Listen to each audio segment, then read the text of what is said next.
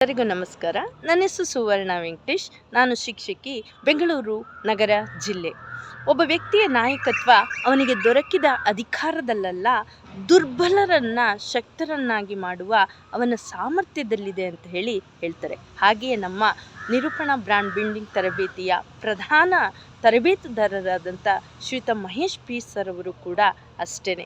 ಬಹುಪಾಲು ಎಲ್ಲರ ಜೀವನವು ಸ್ವತಃ ಸುಂದರವಾಗಿ ಇರೋದಿಲ್ಲಂತೆ. ನಾವೇ ನಮ್ಮ ಜೀವನವನ್ನು ಸುಂದರಗೊಳಿಸಿಕೊಳ್ಬೇಕಾದ್ರೆ ಅನೇಕ ತರಬೇತಿಗಳು ನಮಗೆ ಬೇಕೆ.